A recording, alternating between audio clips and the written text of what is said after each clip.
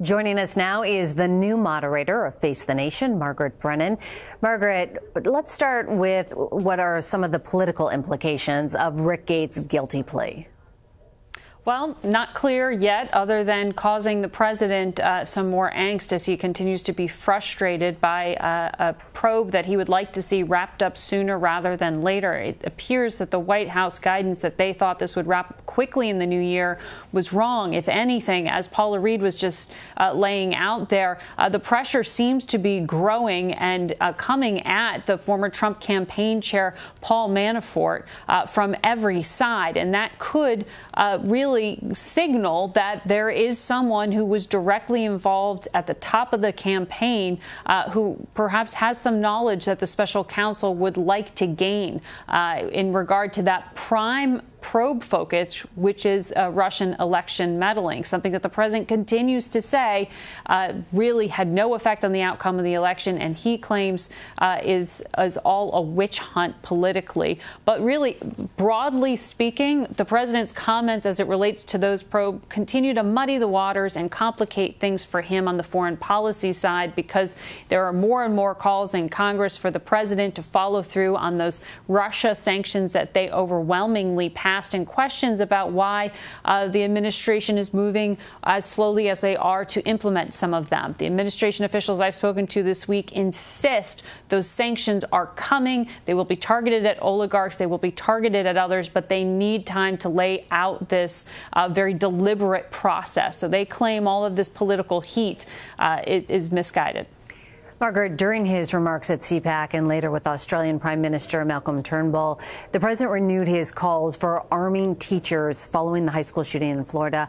Will that plan gain any traction at the federal level? Well, we will see when Congress comes back in session, but so far you're not hearing a lot of vocal endorsement of that controversial idea. Look, putting armed guards in schools, not a new one, something that was talked about in the wake of the Sandy Hook massacre in Connecticut, but when you're talking about arming people who are actually in the classroom, teachers themselves, even if they do have skills with guns previously, it causes some discomfort. And so this is something that as congressional leaders come back to Washington, remember they're on break right now, they're going to really have to chew on. The NRA may support it. The president is vocal in his support of it, but it may be difficult for some of those those congressional leaders and local officials who are attending those town halls in cities around the country where there's a lot of political outcry about gun control and a lot of different ideas about how to best implement safety procedures at schools. The president also addressed his proposal for stricter background checks, and earlier this week mentioned a plan to raise the minimum age to buy a firearm. How much agreement or disagreement is there between the White House and NRA on these issues? Well, those particular issues, you have seen a bit of daylight, but as Major Garrett was reporting earlier, the president didn't today, at least, issue that call for raising the age limit, though he has in the past few days said it time and again, tweeted about it as well.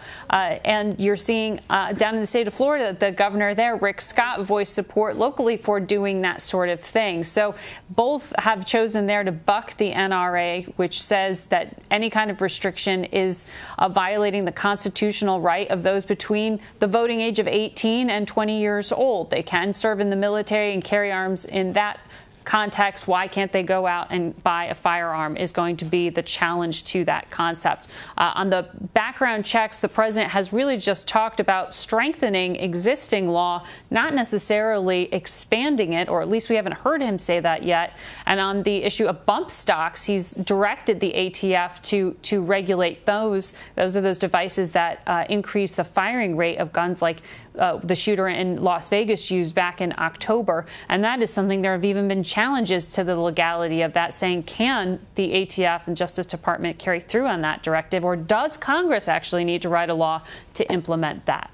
And finally, before we let you go, I just want to switch gears here for a minute. The White House also announced new sanctions against North Korea Friday. Do they believe these sanctions will have any impact, and how far are they willing to go in dealing with North Korea? Well, the administration for weeks have been touting these sanctions. Today, they detailed them, calling them the biggest, most impactful sanctions that they've fired off just up to this point. They target shipping companies and vessels who are violating existing law and bringing in things like coal and fuel to North Korea, even though those items are already sanctioned, and that kind of trade is illegal.